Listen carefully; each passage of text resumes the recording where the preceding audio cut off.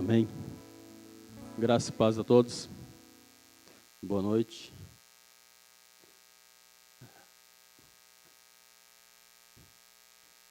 Queria que vocês abrissem suas Bíblias em Gênesis, capítulo 3, versículo 8 e 9.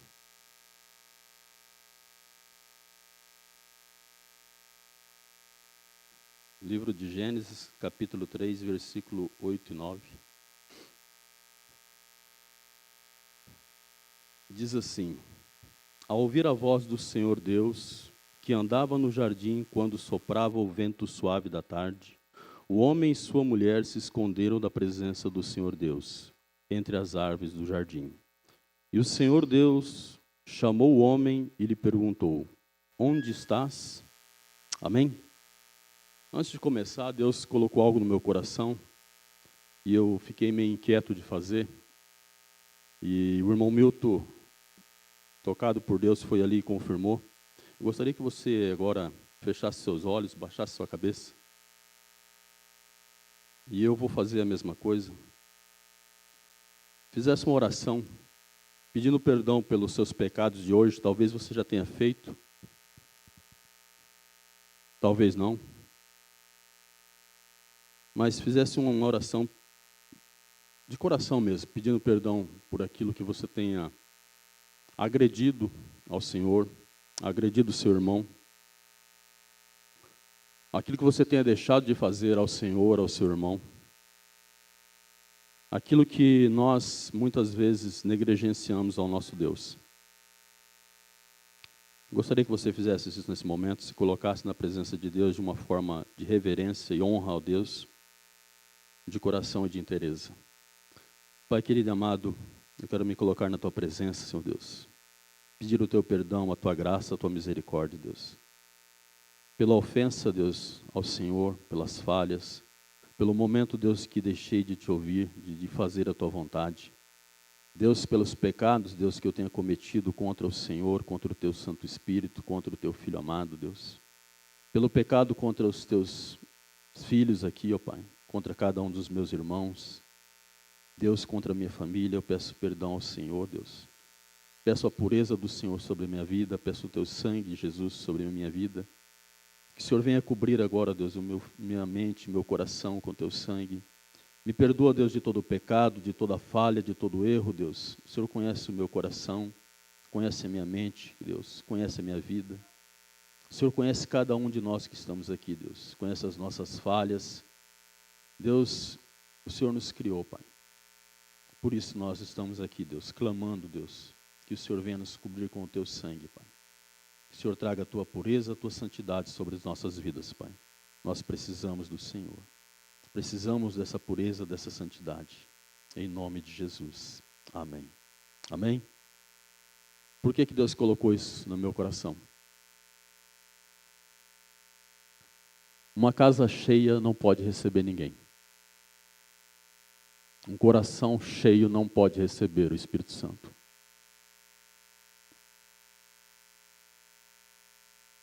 Gênesis, capítulo 3, versículo 8 e 9, fala de algo maravilhoso. Fala de um Deus que procura um homem que Ele acabou de criar para ter um relacionamento. Deus nos criou, Deus criou o primeiro homem, criou Adão, criou Eva para ter um relacionamento. O sonho de Deus sempre foi ter um relacionamento com o homem. O desejo maior de Deus era se relacionar, é ter uma amizade com o homem. E Ele vinha todo entardecer conversar com o seu homem, com a sua criação, com o melhor da sua criação. Ele não descia para ver o gado, ele não descia para ver o animal que ele tinha feito ali, o peixe, ele não descia para ver o rio, a cachoeira, né? Nós achamos tão lindo ali a cachoeira, as árvores, a natureza. Deus não via nada disso. Ele descia para ver o homem, para ver a sua criação. Ele gostou tanto da criação que ele descia para conversar, para manter aquela amizade, aquela intimidade. O desejo maior de Deus sempre foi ter essa amizade. Até que o homem cometeu o pecado E Deus teve que se afastar do homem, porque a pureza de Deus não podia se misturar com o homem. Mas o desejo de Deus era tão forte em ter essa amizade, de continuar com essa amizade, de estar próximo do homem, que ele não resistiu.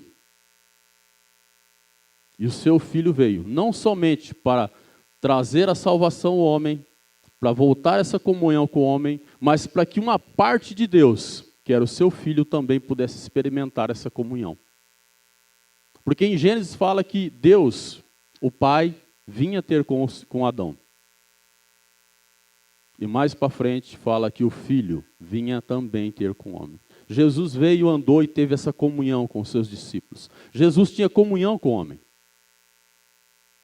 No momento o Pai teve comunhão, de repente o Filho tinha comunhão com o homem. Mas Jesus cumpriu aqui sua tarefa, foi aos céus, trouxe a redenção ao homem e deixou uma outra parte de Deus, o Espírito Santo, para ter comunhão com o homem também. No início o Pai teve comunhão, de repente o Filho teve comunhão e no final o Espírito Santo tendo comunhão. Nós temos um Deus trino, Pai, Filho e Espírito Santo. Os três experimentando essa comunhão com a sua criação. E para nós que aceitamos ao Senhor como nosso Salvador, um dia poderemos experimentar a presença de Deus plena. E Deus vai, da sua totalidade, poder estar ali, Pai, Filho e Espírito Santo em um só, nos abraçando e tendo essa comunhão eterna.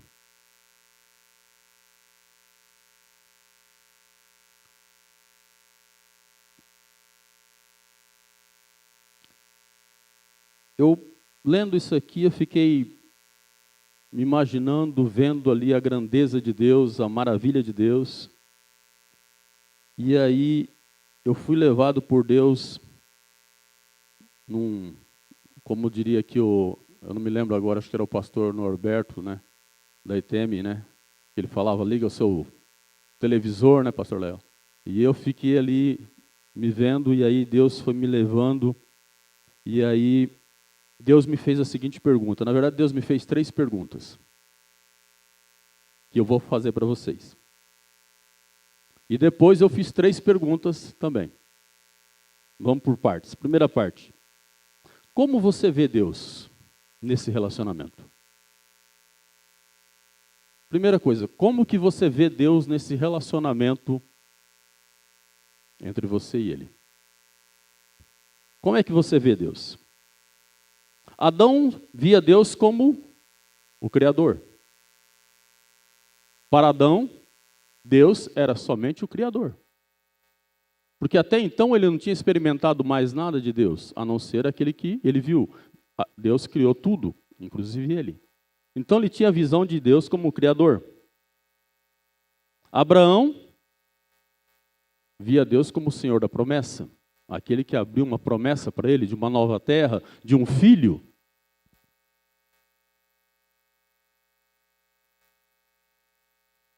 Moisés, o libertador. Ele via Deus como Jeová, o libertador, aquele que ia libertar ele da escravidão, libertar todo o povo da escravidão. E você, como você vê Deus? Como você tem visto Deus na sua vida? Nas suas lutas, nas suas dificuldades? Como que eu tenho visto Deus na minha vida? Nas minhas lutas, nas minhas dificuldades, nas minhas mazelas? Como você tem visto Deus? Como você tem enxergado Deus nas suas vidas?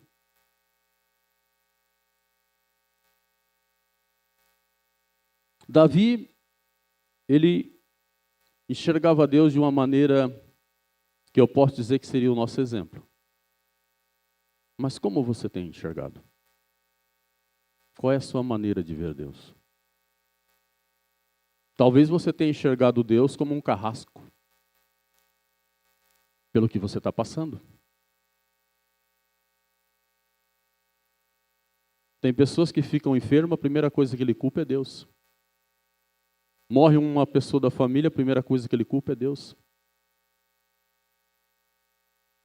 Eu me recordo que há muitos anos atrás, quando começamos a vir na igreja, na época era o pastor Douglas, tinha um casal que vinha na igreja, que na verdade só a esposa entrava, o marido dela não entrava e ficava por lá de fora, porque ele culpava a Deus pela morte de um filho.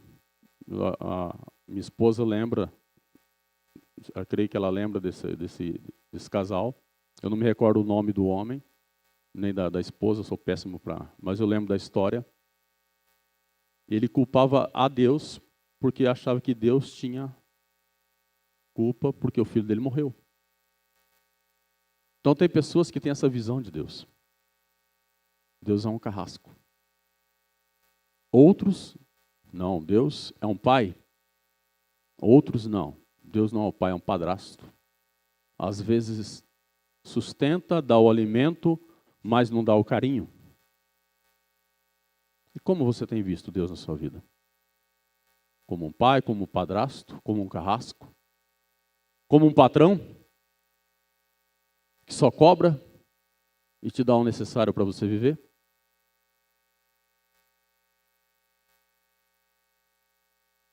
Salmo 23,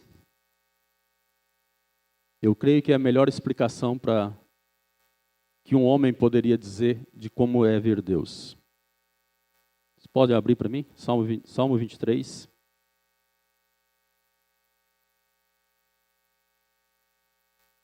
Diz assim no Salmo 23. O Senhor é o meu pastor e nada me faltará. Ele me faz repousar em pastos verdejantes, leva-me para junto das águas de descanso.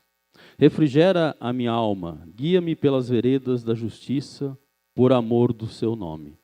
Ainda que eu ande pelo vale das sombras da morte, não temerei mal nenhum, porque tu estás comigo, e o teu bordão e o teu cajado me consola. Prepara-me uma mesa perante os meus adversários. Unja minha cabeça com óleo e o meu cálice transborda. Bondade e misericórdia certamente me seguirão por todos os dias da minha vida e habitarei na casa do Senhor para todo sempre. Essa é a visão de um homem que realmente entende o que é ter uma intimidade com Deus. Essa é a visão que nós devemos ter do nosso Deus. É você entender que você terá lutas, como ele diz aqui mesmo. Você vai ter luta, você vai ter dificuldades. Nós vamos passar por dificuldades. Ele fala, ainda que eu ande pelo vale das sombras da morte. Nós vamos andar por dificuldades, nós vamos passar pela morte, vamos passar por dificuldades, por lutas, mas ele é aquele que nos guia. Ele é o nosso pastor. O que é um pastor? O trabalho de um pastor qual que é? Guiar as ovelhas, levar ela para o lugar que tem comida, tratar, cuidar, tirar os ferimentos, levar para onde tem água, cuidar para que nenhum animal ataque. Esse é o trabalho de um pastor. Isso é o que Deus faz com nós. Ele cuida. Muitas vezes nós não vemos. O problema nosso é que nós enxergamos muito pelo olhar natural. E no nosso olhar natural nós temos a dificuldade, porque o nosso olhar natural é muito do agora. Nós somos muito de ver o agora, o imediato. É como a compra no celular.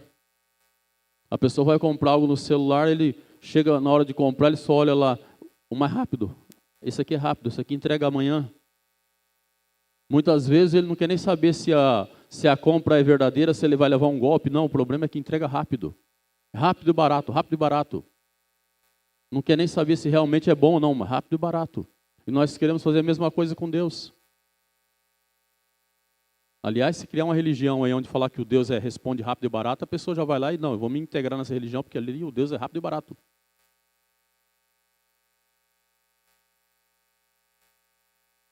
Ele diz aqui, a bondade e a misericórdia certamente me seguirão todos os dias da minha vida. A bondade e a misericórdia não é a bondade do homem, é a bondade de Deus, a misericórdia de Deus. Deus tem sido misericordioso conosco? E como tem sido? Mas nós temos visto tudo isso todos os dias? Nós não vemos. Nós vemos as grandes misericórdias, as pequenas não. Se alguém falar, o Bruno ia passando lá, um rapaz chegou, levou uma arma na cabeça dele e foi dar um tiro e a arma falhou. Nossa, nós vimos lá. Isso aí foi Deus que livrou. Porque viram. Porque viram. Mas às vezes vinha um caminhão perto dele, perdeu o freio, o cara desviou, ninguém nem viu. Só o Bruno que olhou, nossa, o cara passou rapidinho. Hein? Essas misericórdias ninguém vê. A gente só olha as grandes. Ou só conta as grandes. Porque nós somos assim, testemunho pequeno não tem muito valor. Se chamar 10 pessoas para dar testemunho aqui, o testemunho mais aplaudido é aquele que falar que o cara livrou da morte ou foi ressuscitado. O restante, esse foi ressuscitado. Levanta todo mundo de pé. Parece que o milagre de Deus só tem valor quando é grande.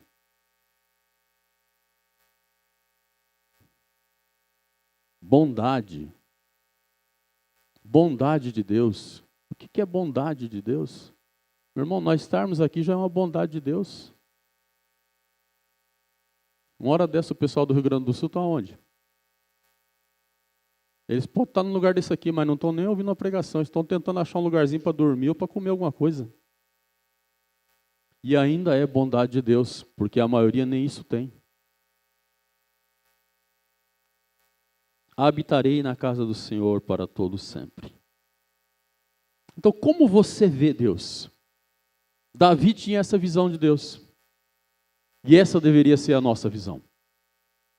Essa deveria ser a visão que nós temos de Deus. Um Deus que tem bondade, tem misericórdia, que cuida de nós, independente da maneira como nós estamos vendo as coisas hoje. Como nós pensamos que Deus pode ser amanhã? Não é porque hoje as coisas estão tão difíceis que amanhã elas não possam estar melhor. Davi via dessa forma. Davi enxergava as coisas de uma maneira diferente. Se formos estudar a vida de Davi, Davi era um homem que ele vivia, eu creio que 2000 anos vendo à frente, porque ele vivia num passado vendo Jesus lá na frente. Era um homem que vivia num tabernáculo já enxergando a santidade de Jesus lá na frente. Ele não via o véu, ele já via o véu rasgado antes do véu ser rasgado. Um homem que conseguia colocar a arca da aliança, onde todo mundo tinha medo de chegar, ele já foi lá e abriu, não, coloca num lugarzinho aberto, dá para todo mundo. Era um homem que tinha uma visão totalmente diferente, porque ele enxergava lá na frente. Ele enxergava a grandeza de Deus lá na frente. Então, como você vê Deus? A segunda coisa, como você tem buscado Deus? Como que você tem buscado Deus na sua vida? Você tem buscado Deus pelo que Ele é ou pelo que Ele pode te dar? Confesso que muitas vezes eu busquei mais Deus pelo que Ele podia me dar do que pelo que Ele é. Porque nós somos egoístas. Vou dar um exemplo. Quantos aqui, não precisa nem levantar a mão, mas só na tua mente raciocina. Quantos aqui oram 3 vezes ao dia? Quantos aqui jejuam 3 vezes por semana? Sem nenhum problema na vida. Vida boa.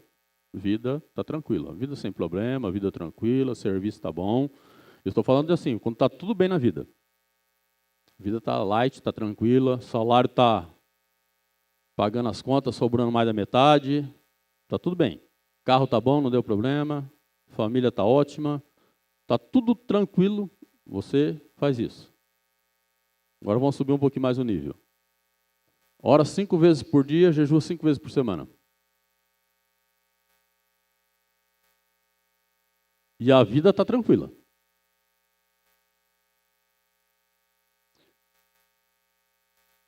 A maioria aqui são pais. Se um filho fica doente, vai para o hospital, e o médico fala, o negócio é grave. A solução aqui está difícil. Só Deus. Você jejua uma semana e ora uma semana de joelho? Eu oro. E aí? A gente busca a Deus pelo interesse ou pelo prazer de buscar Ele? Não precisa nem responder. E eu já respondi para mim mesmo. E cheguei à conclusão que somos egoístas.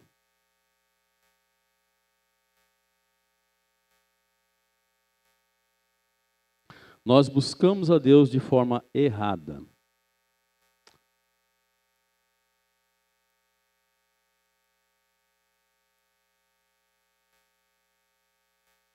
Dá um exemplo aqui. Quando a maneira que nós temos uma visão assim tão distorcida das coisas de Deus é até a nossa fé.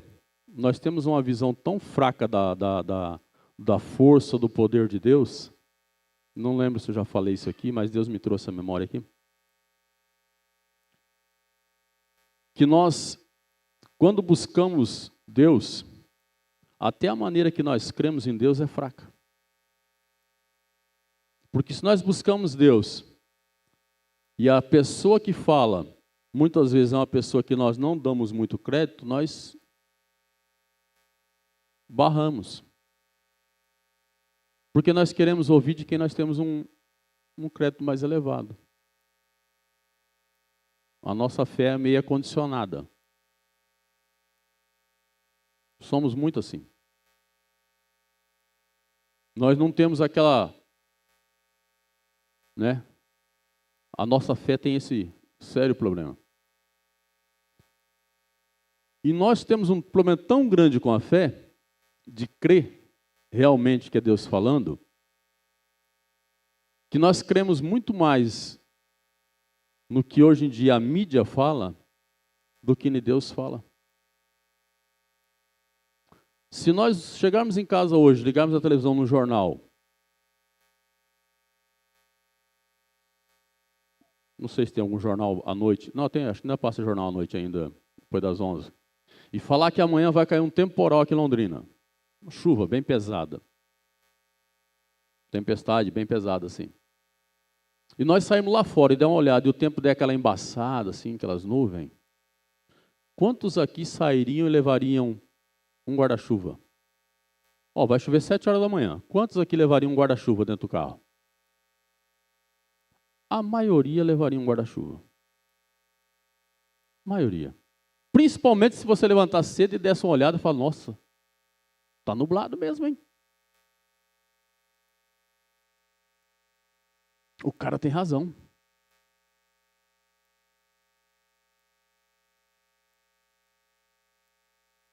Nós nos prevenimos, isso é normal. É do ser humano se prevenir. Agora, normalmente nós até dormimos pensando, né? Nossa, não posso esquecer amanhã de levar o guarda-chuva. Vai que eu tenho que ir lá a pé, né? Uma corridinha amanhã, né? Levar uma capinha de chuva, né? Para pegar um resfriado. Se fizer frio, tem que levar uma blusa.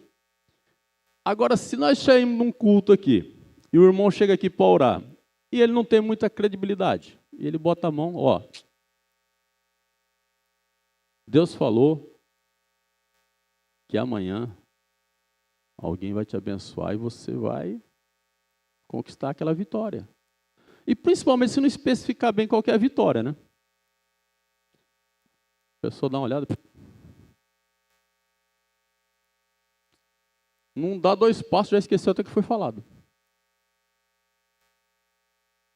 É Deus nada. Se fosse Deus, falava horário, lugar, dava o RG, CPF. Mas isso aí até o diabo sabe, RG, CPF. Tem um monte de mágico aí falando RG, CPF. Hoje em dia, se entrar no Instagram da pessoa, descobre até isso aí, porque a gente coloca tudo, né? Dá mais credibilidade ao homem ou não dá?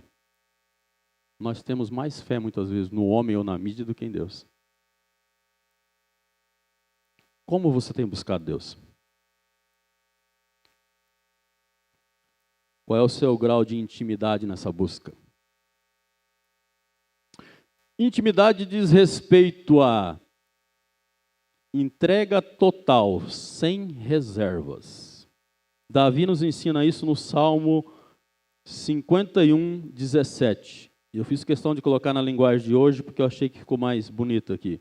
Diz assim: ó Deus, o meu sacrifício é um espírito humilde, tu não rejeitas, não rejeitarás um coração humilde e arrependido. Ó Deus, o meu sacrifício é um espírito humilde, tu não rejeitarás um coração humilde e arrependido. Assim que você busca a Deus. Davi, mais uma vez, nos ensina como se deve buscar a Deus. Com um coração humilde. Um coração humilde e arrependido. Não adianta você chegar simplesmente lá. Humilde não é aquele se vestir de saco e dizer que está pobre coitado com a calça rasgada. E arrependido não é arrogante, né? Batendo no peito, como Jesus mesmo falou, né? Eu rei, não. Arrependido é de coração. É aquele que se coloca lá e fala: Senhor, eu errei. O pastor Lael já falou várias vezes aqui o que é arrependido. Arrepender-se realmente é colocar na presença de Deus quem realmente você é.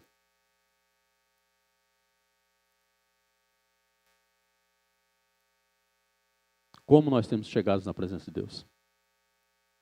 Como realmente nós temos buscado Deus? E terceiro, como você tem achado Deus? Se você já o tem buscado, como você tem encontrado Ele?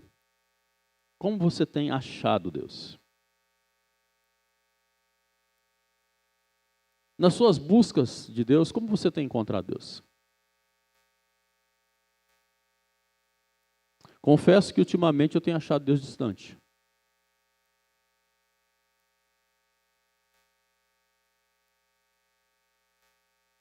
Tem dias que parece que Deus está a quilômetros. E como você tem buscado? Como você tem achado Deus?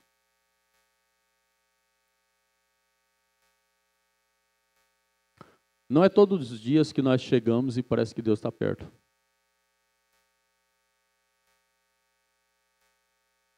Tem dias que parece que Deus corre de nós. Tem dias que parece que Deus está tão longe que nós corremos e parece que Ele está correndo mais ainda. Né?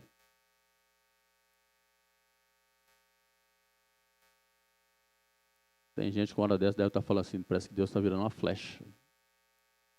Mas não é não, irmão.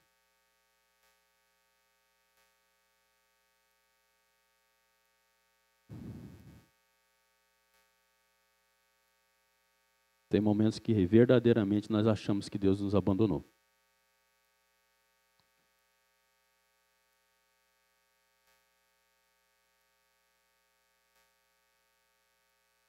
Gideão chegou nesse ponto. Israelita, homem da nação de Deus, filho da tribo de Manassés, tribo pequena, porém da tribo de Deus. E um dia ele olha e fala: cadê Deus? Onde está Deus que fez tantas maravilhas? Esqueceu de nós?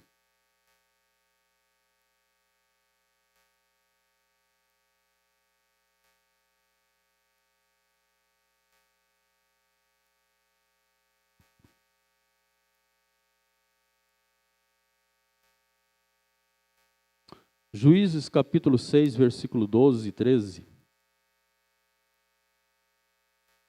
Diz assim: então o anjo do Senhor lhe apareceu e lhe disse: o Senhor está com você, homem valente. Gideão respondeu: ó meu Senhor, se o Senhor Deus está conosco, por que nos aconteceu tudo isso? E onde estão todas as maravilhas que os nossos pais nos contaram? Eles disseram que o Senhor nos tirou do Egito, porém agora o Senhor nos abandonou e nos entregou nas mãos dos medianitas. Deus não está longe. Deus não está longe. Ele achou tanto que Deus tinha abandonado, que ele achou que Deus tinha até entregado ele para os inimigos. E tem momentos que nós pensamos realmente que Deus nos abandonou. Tem momentos que nós achamos que Deus nos jogou verdadeiramente na mão dos inimigos. As lutas são tantas, as dificuldades são tantas, que dá a impressão que Deus catou a gente e jogou para o lado.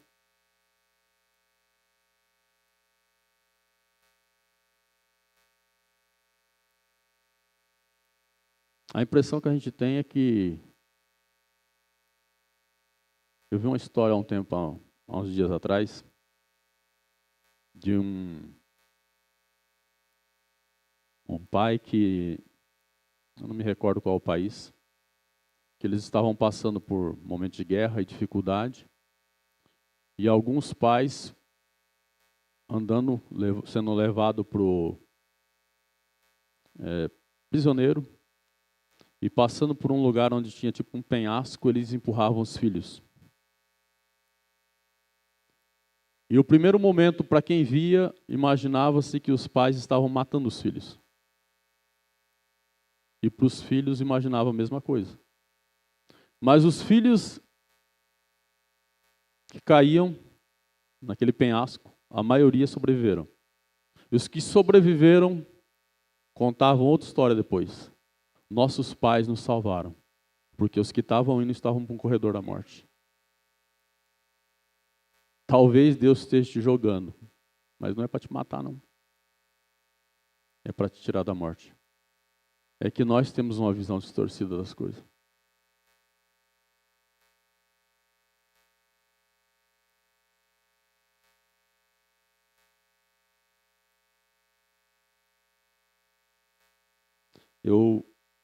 Uma vez eu orei muito a Deus pedindo para que Deus, o novo convertido, né? E eu orei muito a Deus, falei, manda um profeta, para o profeta orar para mim, para fazer igual Eliseu fez com o moço lá, para abrir o olho dele para me ver tudo. Porque eu queria ver um monte de coisa diferente. Eu ver o que Deus mostrava. Nunca apareceu o profeta. Eu andei vendo um monte de coisa, mas nunca apareceu o profeta para orar. E eu queria ver essas coisas, assim, sabe? Depois fiquei com medo do que eu queria ver. É que eu comecei a ver umas coisas meio estranhas, sabe? Aí eu comecei a...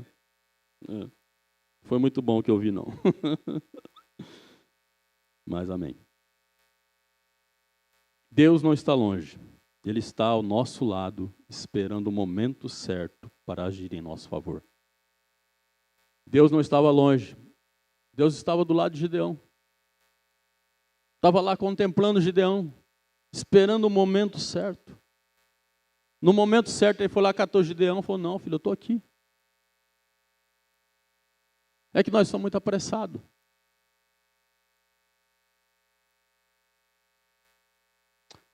Nós somos tão apressados que hoje em dia inventaram, na minha época, a gente estudava primeiro, segundo, terceiro, quarto, quinto ano. Aí depois ia até chegar na faculdade. Hoje em dia, o que faz? Criança, não vou estudar não. Não.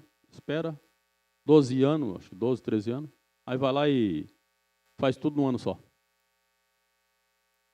Pronto. Formou-se um belo... Não aprendi nada. O que nós estamos fazendo na igreja? A mesma coisa. Intensivão.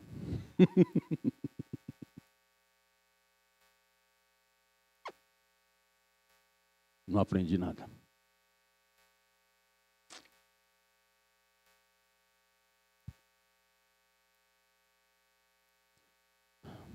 Amém? Primeira parte, entenderam? Como você vê Deus, como você tem buscado Deus, como você tem achado Deus. E a segunda parte, como Deus te vê. Como Deus me vê?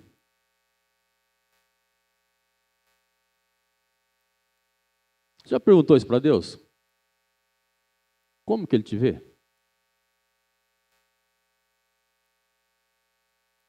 Eu perguntei para Deus, como que Ele me vê?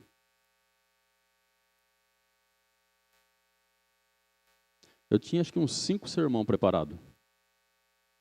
Inclusive o que eu ia ministrar no mês passado, que daí Deus falou que não era para ministrar, que já tinha escolhido um outro vaso. Na hora eu não gostei, mas depois ele falou o nome do vaso e eu fiquei quieto, né?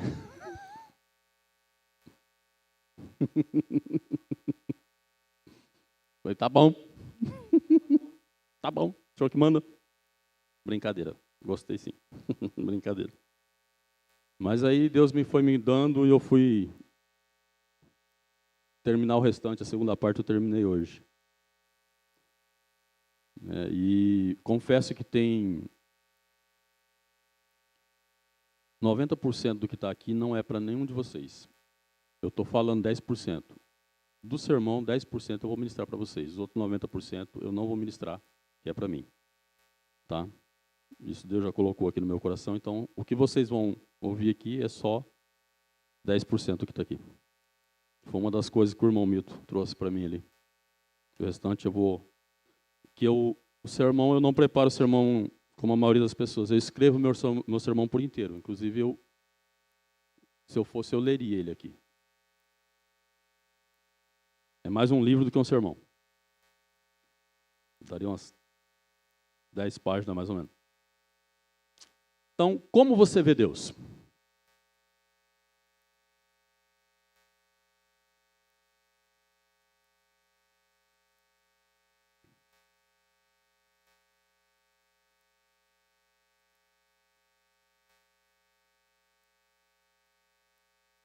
Não, eu voltei no começo. Como você vê Deus? Você se lembra? Como você vê Deus? Lembram, né? E agora, como que Deus te vê?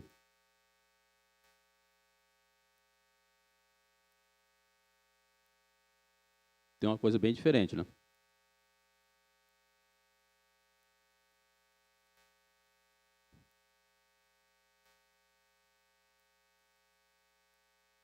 Você via Deus como o quê?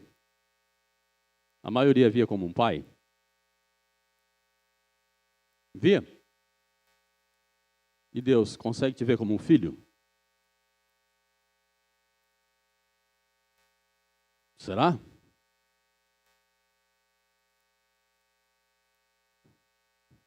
Que tipo de filho?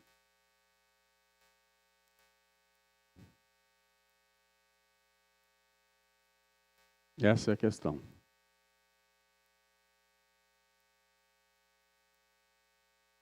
A Bíblia fala de 2 filhos.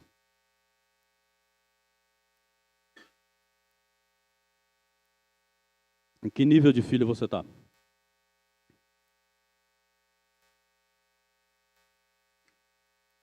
Está no nível do pródigo ou do que ficou?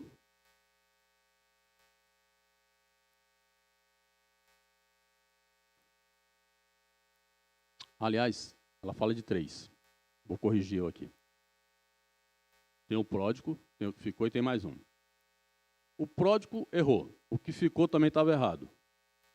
Se for estudar lá, vai ver que ele não estava tão certo, não. Porque no final ele dá uma derrapada. O terceiro é o que estava certo.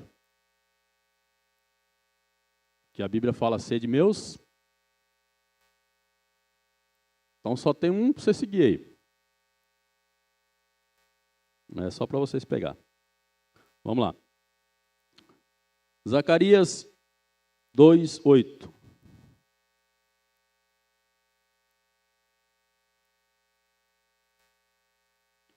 Zacarias 2:8 diz assim: pelo seu poder, o Senhor Todo-Poderoso mandou entregar a seguinte mensagem à nação: tinha levado embora todas as riquezas do seu povo.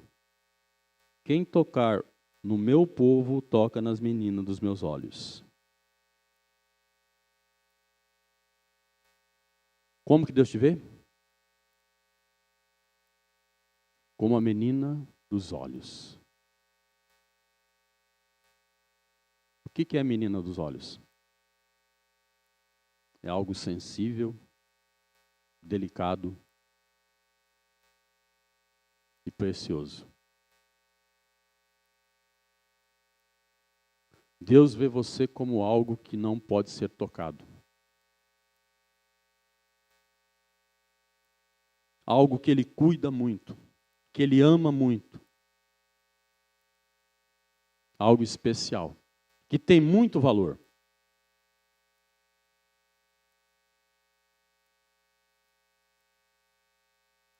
A menina dos olhos é o lugar que mais precioso do olho. É de onde vem a nossa visão. Você é único, você é precioso. Não importa como você sente. Deus te vê como um vitorioso.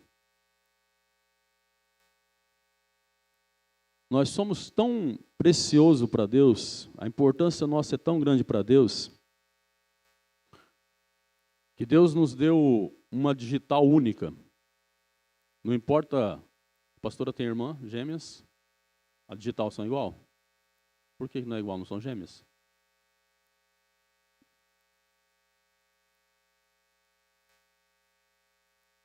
Essa é a importância de Deus. Deus vê com tanta preciosidade que Ele colocou uma individualidade. Essa aqui e essa aqui são individuais. São únicas. Deus nos vê dessa forma, nós somos únicos. O amor de Jesus por mim, o amor pelo pastor Lael é único. Nós somos únicos. Então Deus nos vê de uma maneira especial. Nós temos que nos sentir amados por Deus. Muitas pessoas não se sentem amadas. A pessoa olha e fala assim, mas Deus não me ama. Como que não ama? Como que Deus pode não nos amar? Se nós começarmos a nos olhar, como que Deus pode não nos amar? Gente, eu estou aqui com 50, vou fazer 51 anos. Se eu for olhar para a minha vida passada, eu não chegaria nos 20. Era para ter morrido com 17, 18 anos pelo que eu fazia. Nos 21 eu quase fui. Né? E se for contar do 21 aos 25, eu quase fui umas 5 vezes. E estou aqui. Se isso não for amor de Deus, o que é?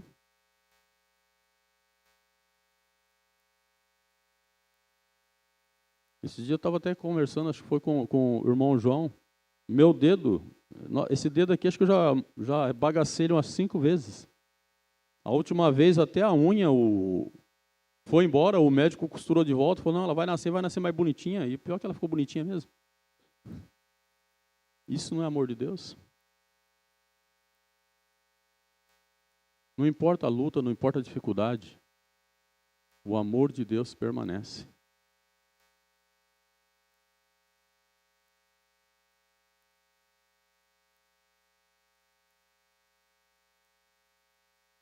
Em Efésios 1:11 diz assim, observe que todas as coisas foram feitas por Ele, e tudo tem um propósito, por isso que Ele mesmo nos escolheu.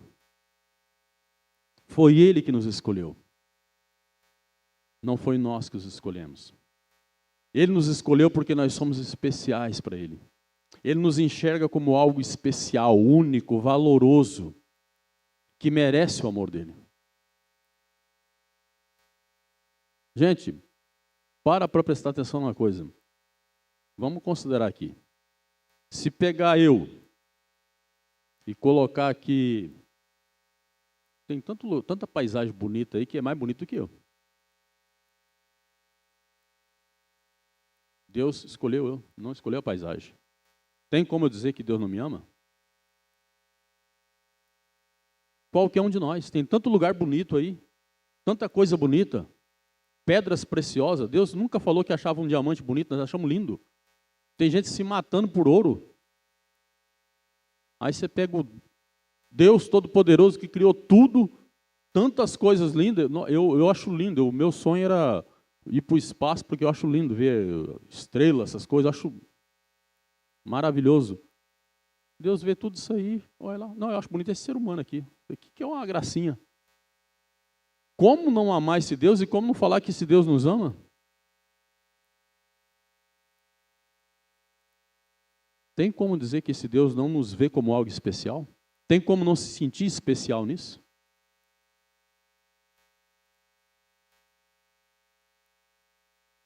Então Deus te vê como alguém especial. Creia no que a Bíblia diz. Você é especial. E ainda mais, além de especial, ele diz ainda mais ainda. 2 Coríntios 5,17 diz assim que você é uma nova criatura. Em Romanos 3:24 diz que você é mais que vencedor. Romanos 8:37, você é herdeiro de todas as promessas. Em 2 Pedro 1:3 e 4, somos libertados do pecado, morremos para ele. Em Romanos 6:6 a 7 e 11, você é livre das maldições. Gálatas, se alguém quiser anotar, que eu estou falando rapidinho, porque 3:13, você tem autoridade sobre os demônios. Lucas 10:19, você é templo do Espírito Santo. E muito mais. O que você pensa a seu respeito? Quem você pensa que é? O que você pensa e o que tem você pode. Essas respostas serão positivas se você tiver um relacionamento íntimo com o Senhor Jesus. Ele te criou e te fez um vencedor. Amém? Deus te ama e tem um projeto grandioso na sua vida. Tenha certeza, Ele te vê como um vencedor, como uma vencedora.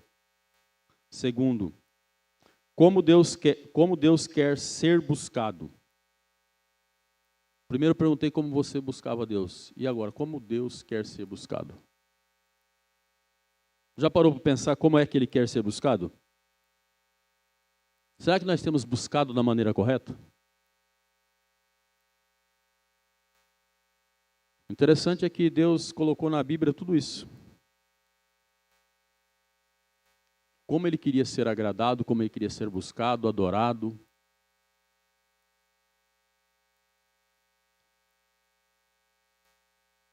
João 4, do 20 ao 24. Nossos pais adoravam, Jesus falando com a mulher, diz assim: nossos pais adoravam neste monte, mas vocês dizem que em Jerusalém é o lugar onde se deve adorar. Jesus respondeu: mulher, acredite no que digo. Vem a hora em que neste monte, nem em Jerusalém, vocês adorarão ao Pai. Vocês adoram o que conhece. Nós adoramos o que conhece. Vocês adoram o que não conhece. Nós adoramos o que conhecemos. Porque a salvação vem dos judeus. Mas vem a hora, e já chegou, em que os verdadeiros adoradores adorarão o Pai em espírito e em verdade. Porque esses são os que o Pai procura para seus adoradores. Deus é espírito e é necessário que os que adorem o adorem em espírito e em verdade. Deus quer que o adoramos em espírito e em verdade. Mas você já parou para meditar o que é adorar Deus em espírito e em verdade? O que é buscar Deus em espírito e em verdade? O que é uma adoração em espírito? Alguém sabe o que é uma adoração em espírito? Uma adoração espiritual? Espiritual não é aquela coisa carnal, não é aquela coisa que nós oferecemos por oferecer. É algo que nós entregamos por inteiro. Não é a competição de quem faz melhor, não é a competição de quem canta melhor, não é a competição de quem ora melhor, de quem fala mais alto, de quem tem a voz mais bonita, mas é algo que você chega e se derrama de verdade. Eu me recordo que uma vez eu fui num evento que tinha aqui em Londrina, isso foi, se não me falha a memória, em 98, 99, que era até promovido pela Igreja Brasil para Cristo. E estava tendo um show do Cats Barnett. E estava tendo cantando e um monte de gente pulando, gritando, porque ele canta rock. E no meio daquele monte de gente tinha um rapaz com a mão erguida assim, com as duas mãos erguidas assim, e fazendo assim, e lágrimas descendo no olho dele. Aí estavam uns amigos meus assim, e aí eles olharam e falaram, ué, isso é lugar para o cara fazer isso? Eu falei, esse é o lugar de fazer isso. Isso é adorar. Isso é adorar. Eu entendi que aquilo é adoração. Os outros estavam cantando, pulando, aquele estava adorando. Isso é adorar em espírito, em verdade. É você se derramar, se colocar na presença de Deus, independente de quem está do lado. É você que se derramar de verdade, é você não importar com quem está do lado. Não importa se é rico, se é pobre, se é grande, se é pequeno, se tem conhecimento, se não tem. É você se derramar de verdade. É você entregar realmente. É você se importar com a presença de Deus. Sentir e deixar Deus tocar você. Isso é adorar em espírito e em verdade. E é isso que Deus procura. Não é você chegar e fazer aquilo tudo certinho, como manda. Agora eu bato palma, agora eu canto. Não, é você se derramar. É deixar Deus falar com você. Não é você ser aquele tudo justinho. Não, deixa Deus fazer. Deus falar. Se Deus está falando para você fazer, faça. Se Deus quer que você se derrama. Se Deus tocar no coração, se ajoelha, se derrama, se entrega. Deixa Deus fazer. Isso é espírito e verdade.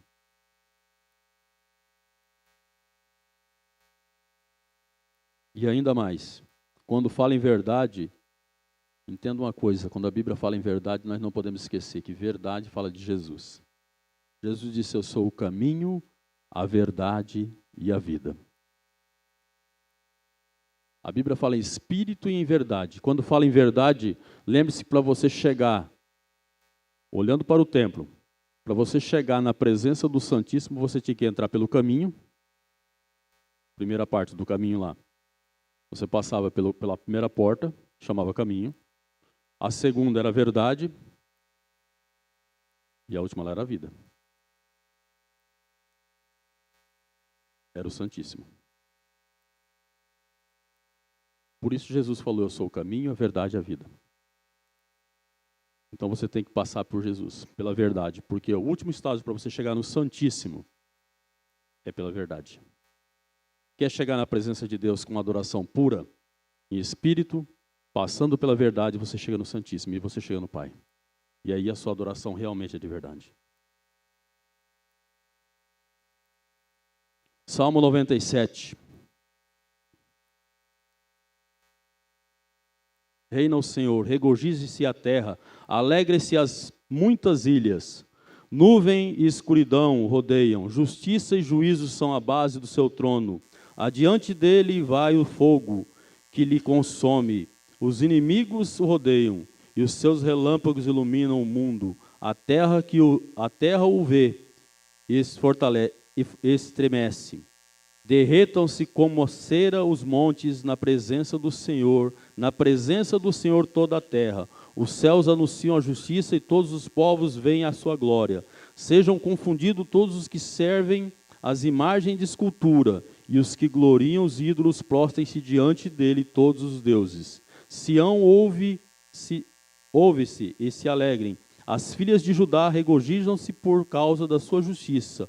Ó Senhor, pois tu, Senhor, és altíssimo sobre toda a terra. Tu és o soberano, elevado acima de todos os deuses. Vós, o que amais ao Senhor, detestai o mal. Ele guarda a alma dos seus santos, livra-os da mão dos ímpios. A luz difunde-se para o justo e a alegria para o resto do coração. Alegrai-vos no Senhor, ó justo, dai louvores ao seu santo nome. Amém? Deus quer ser buscado dessa maneira. Com louvor, com adoração, com santidade, com pureza. É assim que ele quer ser encontrado.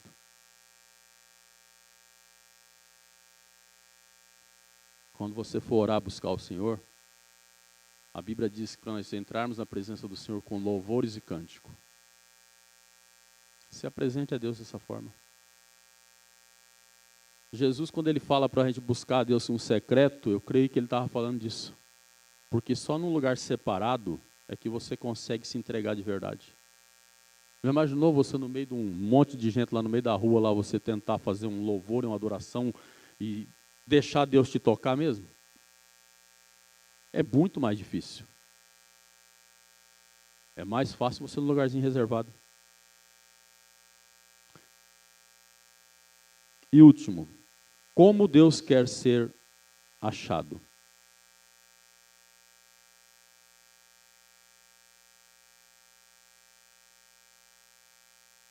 Como Deus quer ser achado?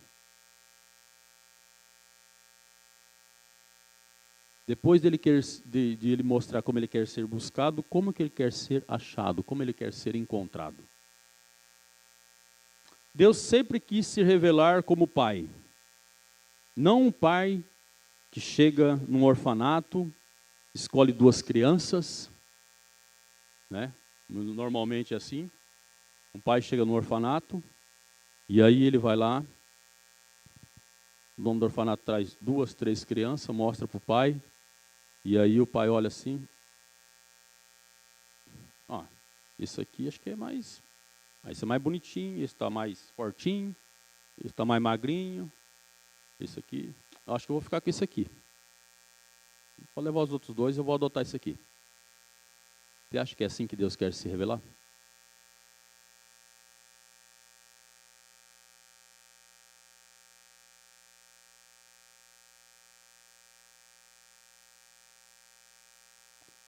Muitas vezes nós achamos que é assim. Que Deus tem filho preferido. Nossa, aquele irmão ali não passa por luta, não tem dificuldade, aquele irmão ali conseguiu subir na vida, aquele outro não, então aquele ali acho que é mais chegado com Deus. É o filhinho protegido.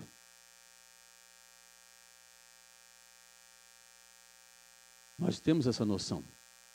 Uma visão de que Deus tem uma certa proteção. Deus nunca foi assim.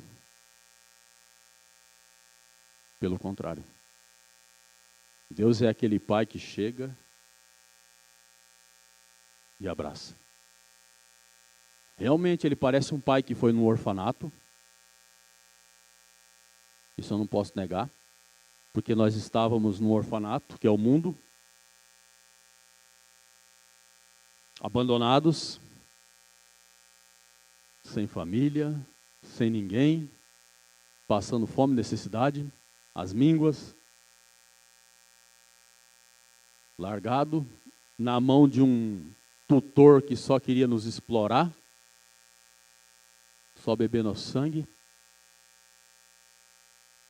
E eu confesso que eu dei muito meu sangue para ele. Tem gente aqui que deu até mais que o sangue. E um dia, esse senhor chegou lá, nesse orfanato, olhou, quantos tem aqui? Tem uns milhares aqui. Tá. E quantos mais vão vir? Tem mais uns bilhões aqui. Tá. Quanto que é por eles? O senhor não pode pagar, não. Por quê? Não, porque é caro. Fala o preço.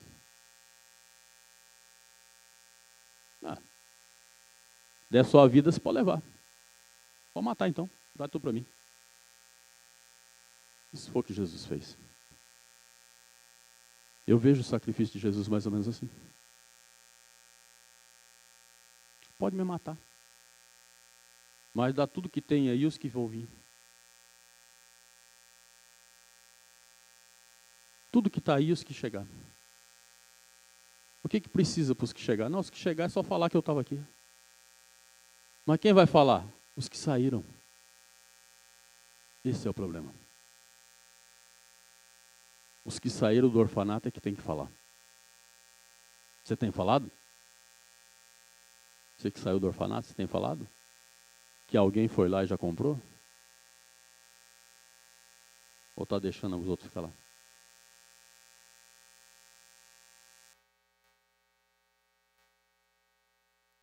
Eu entendi que um dia alguém foi lá no orfanato e me pegou. E entendi também que esse alguém que foi lá e me pegou, ele fez algo diferente. Porque ele foi lá, me abraçou, me pegou, me levou para junto dele. Só que quando eu fui para a casa dele, eu não me tornei um bastardo. Porque normalmente é assim, né? Quando vai alguém no orfanato, pega, leva para junto dele, o que acontece? Eu não sou legítimo. Eu não tenho sangue dele, eu sou um bastardo. Mas a Bíblia fala o quê? Nós nos tornamos o quê? Filho. Herdeiros. Por herdeiros de Cristo, nós somos herdeiros. Então eu tenho ali, pera um pouquinho, ele derramou o sangue dele por mim. O sangue dele está sobre mim. Eu já não tenho mais o meu sangue. O DNA dele está em mim.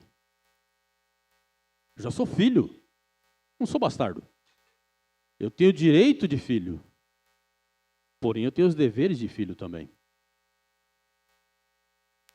Então eu já não sou um bastardo.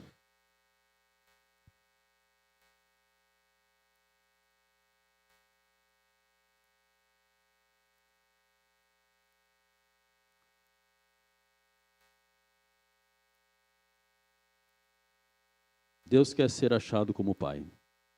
Talvez você o tenha buscado assim, mas para você e para os outros. Para aqueles que você ama, para aqueles que você talvez não ama. Para aqueles que você tem um bom relacionamento, talvez você tenha buscado como um pai. Ó, tem alguém lá que é um paizão.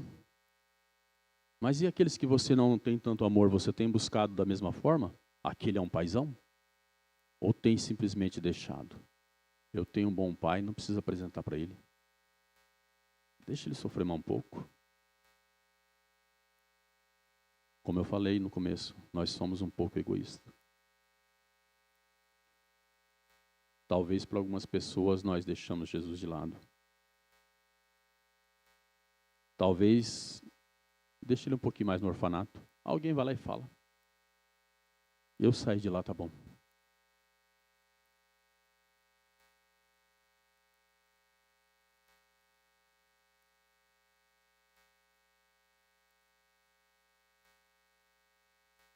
Como filhos, nós temos deveres. E um dos deveres Jesus deixou aqui, Mateus 5, do capítulo 5, versículo 44 ao 48, diz assim: Porém, lhes digo, amem a seus inimigos e orem pelo que perseguem vocês, para que demonstrem que são filhos do Pai de vocês, que está nos céus, para que Ele faça o seu sol nascer porque Ele faz o sol nascer sobre os maus e bons, e vir chuvas sobre justos e injustos. Porque se você ama aquele que os ama, que recompensa terão? Os publicanos também fazem o mesmo. E se saudarem somente os seus irmãos, o que estão fazendo demais? Os gentios também fazem o mesmo. Portanto, sejam perfeitos como perfeito é o Pai de vocês que está nos céus. Se você saiu do orfanato assim como eu, e você entendeu que você tem que buscar a Deus assim como eu, como Deus quer ser achado? Ele quer ser achado dessa forma, como um pai. Um pai que quer mais filhos. Um pai que quer filhos obedientes. Filhos que se preocupam com aquilo que ele se preocupa. Filhos que tenham a mesma necessidade que o seu filho teve, Jesus. Para encerrar,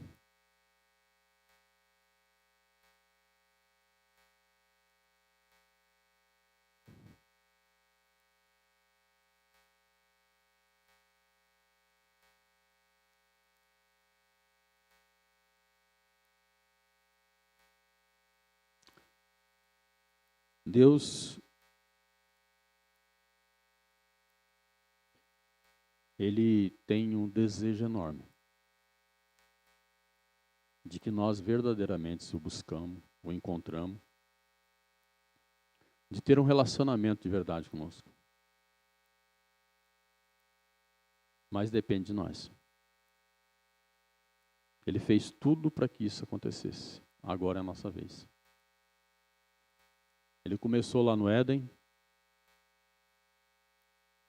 Nós falhamos através de Adão. Ele recomeçou com Jesus. Nós estamos falhando. Ele deixou o Espírito Santo dentro de nós. E muitas vezes nós ainda estamos falhando. Mas ele não desistiu. Ele continua tentando. Ele continua e vai continuar tentando. Não depende mais dele, só depende de nós. Como Jesus disse, eu sou o caminho, a verdade e a vida. O caminho está pronto. A verdade é Ele. E a vida é Ele.